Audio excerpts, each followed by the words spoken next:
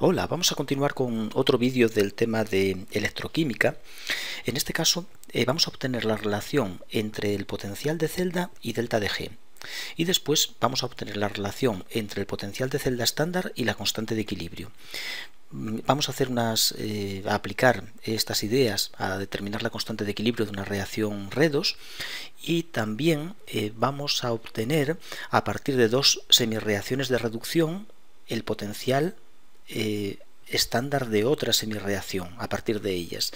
Una cuestión interesante porque eso hace que no todas las semirreacciones su potencial deba ser medido experimentalmente conectando la semicelda a una de hidrógeno, sino que se puede teóricamente determinar el potencial de algunas semirreacciones. Bien, vamos a empezar con la relación que existe entre el potencial de celda y delta de G.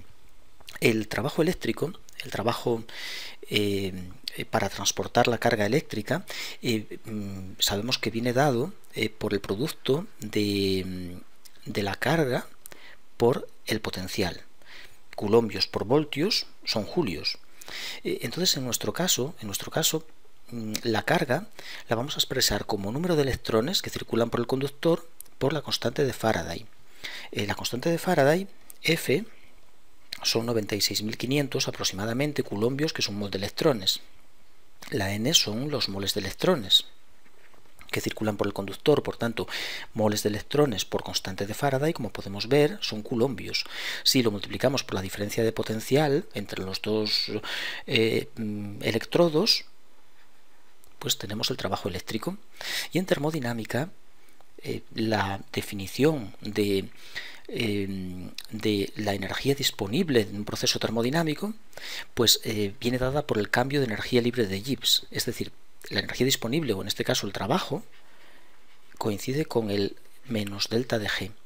Y por tanto, si igualamos ambas expresiones, pues obtenemos de aquí la famosa ecuación de que el cambio de energía libre de Gibbs es igual a menos N por F por la diferencia de potencial por el E0, el potencial por el potencial de celda. Potencial, vaya, aquí en vez de eléctrico mejor ponía potencial de celda. Eso, por potencial de celda. Potencial de celda. Esto nos da la relación entre el cambio de energía libre de Gibbs y el potencial de una celda galvánica, de una pila, o incluso se puede aplicar también a una semicelda. Bien, también podemos utilizar esta expresión en condiciones estándar, no hay problema. El cambio en G en condiciones estándar es menos N por F por el E0 de celda estándar. Bueno, ¿y para qué nos sirve esta ecuación? Tiene algunas aplicaciones muy interesantes. Una de ellas es describir o ver si un proceso es espontáneo, si un proceso redox ocurre según está escrito. La espontaneidad viene dada por, bueno, depende de que trabajemos en condiciones estándar o no. Por ejemplo, si trabajamos en condiciones estándar, vamos a poner condiciones estándar, pues el delta de G, aunque es aplicable también a condiciones no estándar, cuando delta de G es menor que 0, el proceso es espontáneo, ocurre según está escrito. Estamos ante un proceso espontáneo. Sin embargo, cuando el cambio de energía libre de Gibbs es positivo, pues el proceso no es espontáneo, no ocurre, no es espontáneo, o sea, va al revés. Va al revés de lo que tenemos escrito. Y cuando el cambio en G sea 0, pues estamos en el equilibrio. Así que esa es la primera aplicación de nuestra fórmula. Nos va a permitir determinar si un proceso redox es espontáneo o no. Decir que delta de G sea negativo, como vemos en la fórmula, equivale a decir que el potencial de celda sea positivo, porque la fórmula lleva aquí un menos. O sea que podemos también ver la espontaneidad con el potencial. Si el potencial de celda es positivo, hay espontaneidad. El proceso ocurre según está escrito. Si no, como sea negativo, pues no va a ocurrir. No espontáneo, no tiene lugar. Y cuando el potencial de celda valga 0, pues en ese caso alcanzamos el equilibrio. Hemos llegado al equilibrio, la reacción ya no transcurre de forma neta en ninguno de los sentidos.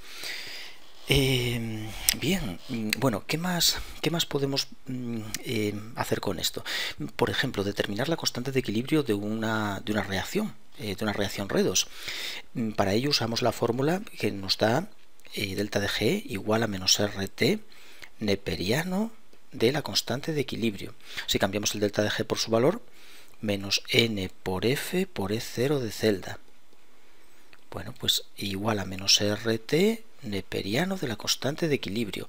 De aquí podemos despejar la constante de, bueno, lo que nos apetezca, por ejemplo el E0 de celda o la constante de equilibrio, puede despejar el E0. El E0 pues va a ser igual a RT partido de NF por el logaritmo de la constante de equilibrio. Generalmente suele interesar despejar la constante, pero bueno, de esta fórmula la podemos despejar pasando el RT dividiendo, el NF multiplicando a la izquierda y haciendo la inversa del logaritmo, tampoco hay problema. Bien, pues vamos a ver, vamos a calcular para una reacción química esta constante de equilibrio y vamos a aplicar estos conceptos también al determinar, como comentaba al principio, el potencial estándar de reducción de una semirreacción, conociendo las de otras dos semirreacciones que al combinarlas dan la tercera. Entonces, bueno, vamos a borrar un poco esto de arriba, que es esta relación tan famosa que conocemos, aunque no sabemos generalmente de dónde proviene, delta de G igual a menos N por F por el potencial estándar. Y quería comentar un poco de dónde procede la relación, ¿no? Vamos a calcular, vamos a hacer un problemilla sobre el cálculo de la constante de equilibrio de una reacción. Aquí nos dice que determinemos la relación, dice, pregunta cuál es el valor de la constante de equilibrio para una reacción entre el cobre metálico y los iones hierro 3 en disolución acuosa a 25 grados. Tenemos aquí la reacción RE2, la vamos a descomponer en dos semirreacciones. El cobre sólido pues se convierte en cobre 2, o sea que aquí se está oxidando, pierde 2 electrones, ¿no? Y por otro lado el hierro 3 se reduce a hierro 2 y por tanto lo que hace es coger un electrón. Para que la reacción ocurra, hay que multiplicar por 2 la reacción de abajo y ya tenemos la reacción global. El cobre más 2 de hierro acuoso para dar Cu2 más 2 de hierro 2 más, acuoso también. Y esta reacción pues alcanza un equilibrio y vamos a determinar la constante del equilibrio. Y para ello usamos la fórmula de abajo. ¿Qué tenemos que hacer? Pues nada, determinar el potencial de celda y ya está. En cuanto tengamos el potencial estándar de celda, o sea, el potencial estándar de la reacción global, ya lo tenemos y para ello necesitamos el potencial estándar del par cobre-2 cobre, que tenemos que buscarlo en las tablas, y el potencial estándar del hierro 3 hierro 2, potenciales estándar de reducción para el cobre y para el hierro. Bueno, yo tengo aquí a mano una tabla, vamos a mirar a ver el cobre y el hierro, ¿no? Aquí tenemos el cobre 2 para dar cobre elemental. Cobre 2 para dar cobre elemental tiene un potencial de 0,34 voltios. Bueno, pues vamos a copiarlo. Cobre 2 cobre elemental es más 0,34 voltios. Y ahora vamos a ver si encontramos el hierro 3 hierro 2. Hierro 3 hierro 2. El hierro está aquí. Está por encima, es 0,77. 0,77, 1 hierro 3 para dar hierro 2. Bueno, pues 0 más 0,77, 1 voltios. El potencial de la reacción global, que lo voy a llamar potencial de celda o potencial de la reacción, si se prefiere, es la diferencia entre el E del cátodo y E del ánodo. Cátodo, donde ocurre la reducción, y ánodo, donde ocurre la oxidación. Así que el potencial del cátodo, si lo restamos del ánodo, tenemos el potencial de la reacción global. Haciendo esa diferencia de potenciales de las dos semirreacciones, tenemos el de la reacción global. Bueno, pues más o menos esto vale menos 0,431. Cátodo menos no, que lo resté al revés. Bueno, perdón, más. Si fuera negativo, ahora ya sabemos que no sería espontáneo, no tendría lugar. Es que resté 0,34 menos 0,771. Bien. Bueno, positivo, por supuesto, tiene que ser positivo para que la reacción ocurra de manera espontánea, si no es que iría al revés, iría hacia la izquierda. Bien, y ahora vamos a determinar la constante de equilibrio, la despejaríamos de aquí. Y aquí he puesto logaritmo, y esto no está bien, es neperiano. Es diferente, logaritmo neperiano de logaritmo decimal, aquí es neperiano. Bueno, pues el neperiano de la constante de equilibrio pues va a venir dado por N por F partido de RT por el potencial estándar de celda, por el E0 que acabamos de calcular, por el E0 de celda. Eso, despejamos el neperiano de la constante de equilibrio y ahora vamos sustituyendo. Electrones intercambiados, los que se intercambian globalmente son dos electrones intercambiados. Por eso es interesante escribir las semireacciones, bueno, para determinar también el potencial y saber el número de electrones intercambiados. Faraday, constante de Faraday, 96.500 coulombios, que es un mol de electrones. Estos dos me parece que hay que poner la unidad, moles de electrones, para que se vayan mol con mol. La R 8.314 julios mol Kelvin. Y la temperatura, el 2 no precisa la unidad de mol. Por la temperatura, que son 25 grados, 298 Kelvin. Y por el potencial estándar de celda, que vale 0,431 voltios. Bien, aquí mol se va con mol, no le puedo poner mol aquí porque si no, no se nos van los moles, Kelvin, y después coulombio por julio es voltio, así que se nos va también coulombio por voltio es julio. Se simplifica todo y ahí ya nos queda una expresión que es el logaritmo de la constante de equilibrio, que tan solo de ahí despejaríamos la constante de equilibrio y ya está haciendo el antilogaritmo, es decir, 10 elevado al número que nos dé esto, 10 elevado a eso nos da la constante de equilibrio. Estupendo. Ahora vamos a ver la última aplicación, antes de que se nos haga muy largo el vídeo y te aburra con estas historias. Bueno, vamos a ver una segunda aplicación de esto que acabamos de comentar, que consiste en determinar el potencial estándar de reducción de una semireacción a partir de otras. Por ejemplo, aquí tenemos los potenciales estándar de reducción del par hierro cerio 4 cerio 3 y del par cerio 3 a cerio.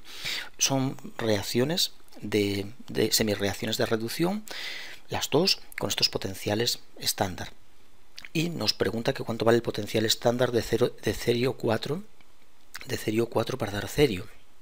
Vamos a escribir las dos semireacciones de las que tenemos los potenciales. Cerio 4 que pasa a cerio 3 más un electrón, ¿verdad? En reducción hay que sumar electrones. Estupendo. La otra, cerio 3 que pasa a cerio. 3 electrones, ¿no? Más 3 electrones. Estupendo. Ahora las sumamos. Bueno, o las combinamos, como nos guste, como nos interese. Bueno, hay que combinarlas para que den la otra. La otra, que es esta. Quiero combinarlas para que me den cerio 4 para dar cerio. Que tiene que sumar, tenemos que sumar 4 electrones. Por tanto, la combinación es una suma, como podemos ver. Solo hay que sumarlas. Al sumarlas, estos cerios, como están a lados opuestos, se van al sumar. Y nos queda cerio 4 para dar cerio y 4 electrones. Vale, perfecto. Entonces tenemos este potencial estándar del cerio 4 a cerio que vale unos 61 voltios. Tenemos el potencial estándar del cerio 3 a cerio elemental que vale menos 248 voltios. Y nos interesa saber el potencial estándar del par cerio 4 cerio. Entonces uno podría pensar que como he sumado las dos semireacciones para obtener la otra, sumando los potenciales me va a dar el potencial de abajo, pero no es así. Los potenciales no cumplen esto, no cumplen porque no son funciones de estado, de manera que no es como la función termodinámica G o la U o la H, que combinando unas reacciones y combinando de igual manera los cambios en G, los cambios en H de esas semireacciones tengo el cambio de la resultante, ¿no? Aquí no se cumple. Entonces, ¿qué hay que hacer? Estos potenciales vamos a aprovechar la fórmula de antes para obtener la variación de G. El cambio en G para esta semireacción, ¿cuánto valdrá? Vamos a llamarla, por ejemplo, delta G1, pues es menos N por F por E0 de la semireacción. E01 voy a poner. Bueno, entonces aquí, número de electrones intercambiados, 1.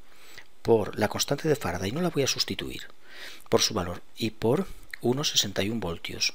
Bueno, pues ahí tengo 1,61 menos 1,61F es delta de G de la primera semirreacción, y la de la segunda pues igual, menos NFE0 de la segunda. ¿Cuántos electrones intercambia la segunda? 3 por la constante de Faraday por menos 2,48 voltios. Y claro, G sí es una función de estado. Y por tanto, si sumando dos semirreacciones o dos reacciones obtengo una tercera, haciendo la misma combinación, es decir, haciendo la misma suma, puedo obtener el cambio en G de la reacción global, que va a ser pues menos 1,61 F, menos por menos más 3 por 2,48, lo voy a calcular, 3 por 2,48, que vale 7,44. 744F, 744F. Por tanto, esto, bueno, es 744 menos 1,61 nos da 5,83F. 5,83F, perfecto, ese es el cambio en G. Y entonces, claro, aquí este potencial lo podemos obtener a partir de ese cambio en G que acabo de obtener, aquí es igual al número de electrones intercambiados en la reacción global, menos n por la constante de Faraday y por el potencial que busco, por el potencial del par cerio 4 cerio. Lo tengo todo. Delta de G, ¿cuánto vale? 5,83 F igual a n por F y por el potencial que busco. Cerio 4 cerio. F se va con F, N, ¿qué tengo que poner? La reacción, los N de la global, claro, de la global no, perdón, bueno, de la resultante de sumar las dos anteriores, de esta que tengo aquí, ¿no? 4, por tanto, 4, y ahí ya tenemos el potencial. No sé, podríamos mirar en una tabla a ver si lo he calculado bien, pero el potencial estándar del par cerio 4 cerio es 5,83 entre 4. Bueno, si ves algún error me lo comentas, 1,45 voltios. Es decir, no podemos combinar los potenciales. No podemos combinar los potenciales estándar de semirreacciones de reducción para obtener el potencial estándar de otra semirreacción de reducción. Eso no se cumple porque no es una función de estado. Pero estos potenciales estándar los puedo obtener a partir de ellos los cambios en G. Y el cambio en G y la G sí es una función de estado, la G es una función de estado, y por tanto estas variaciones en G no importa el camino que se siga, tienen que ser iguales sigamos un camino o sigamos otro, y por tanto hace que si vamos de cerio 4 a cerio a través de dos pasos o a través de una sola etapa, el cambio en G tiene que ser el mismo, aplicando en realidad lo que sería la ley de Hess. Estamos aplicando la ley de Hess, pues podemos determinar el potencial de esa semirreacción de reducción. Bueno, pues entonces resumiendo, la famosa fórmula de delta de G igual a menos NF por E0 de celda tiene algunas aplicaciones.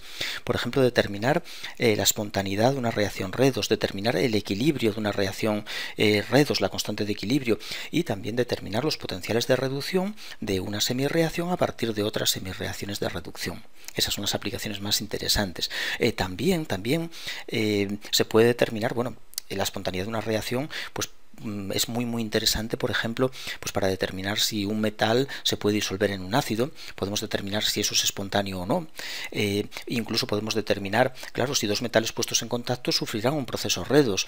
Sobre todo en la industria eléctrica hubo auténticos despropósitos cuando se unieron, cuando se hicieron empates, uniones, pues con metales que sufrían procesos redox de forma espontánea, y ahí se formaron óxidos, la corriente deja de circular y averías que tienen muy mala solución. Bueno, pues esto es todo de momento. En el próximo vídeo pues vamos a ver la ley de Nernst y algunas aplicaciones de la misma.